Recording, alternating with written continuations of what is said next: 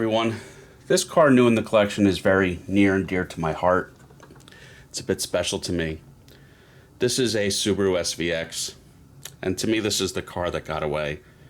When I was a senior in high school, I became obsessed with this car, went to a dealership, went to trade in my old Chevy for it, and we were apart by a couple $100, and the salesman the next day said, "Come on over, we've got a deal," but then quoted us $1,000 more than the day before. So this is the one that got away.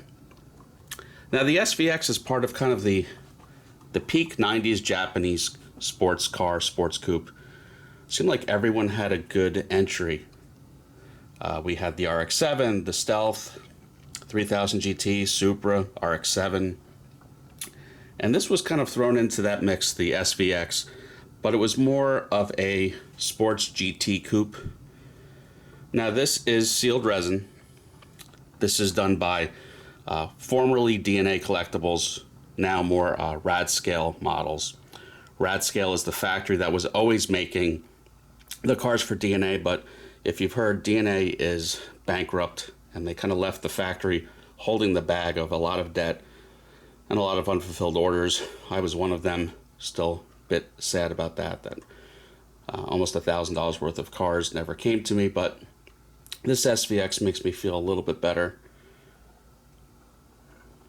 So the SVX was interesting in the fact that it was an Italian Pininfarina designed body. So it's an Italian designed car for a Japanese manufacturer. And it features some really neat things. Of course, the famous window within a window design, where this window is what actually goes down. I think both these smaller windows go down. And it's good for aerodynamics. This was kind of a high-speed cruiser. When they first came out, these did 150 to 155 miles per hour, which was pretty quick for when it came out in 1992.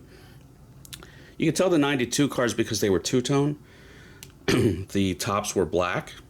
This is a later car, probably a 94 to 97. 97 was last year of production. And as they were out, they kind of made them a little bit cheaper. Starting in 94, you could get them in front-wheel drive, which was kind of sad. Subarus are known for their all-wheel drive.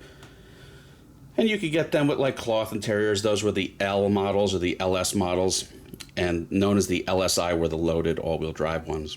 But at first, for like 92, 93, you could only get them as loaded all-wheel drive cars. But they were very expensive for their day, probably the equivalent of $50,000 or $60,000. So that's why they kind of simplified them and dumped them down a little bit. Really good paintwork, detail, badging, typical DNA/RadScale quality. No real paint flaws to talk about. The windows are actually good, which, on resin windows are kind of the challenge. Nicely detailed up front. The interiors I find interiors on DNA and RadScale is kind of their forte, their strength from what you can make out. These had a lot of simulated wood on the dash.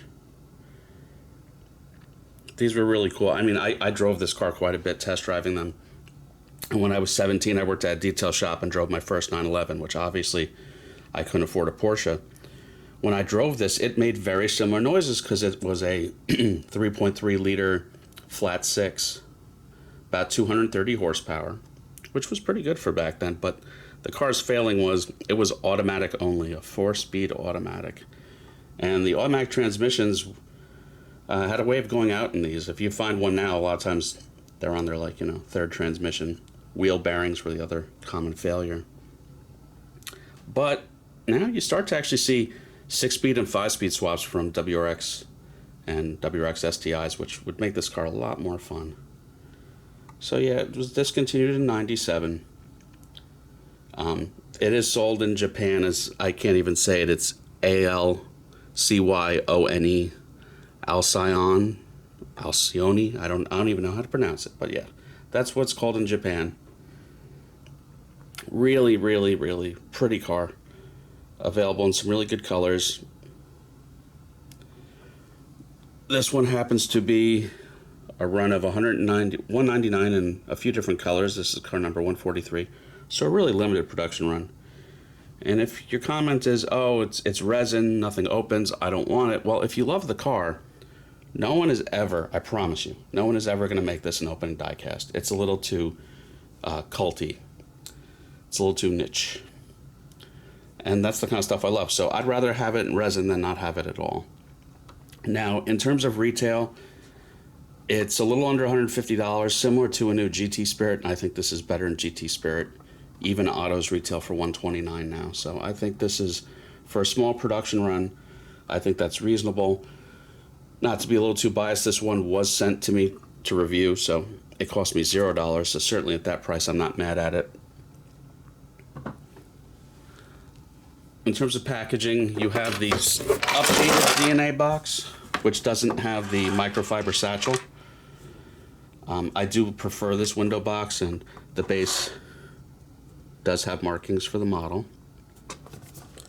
If I'm going to be critical, my only complaints are I find that when tires are like this that don't have any markings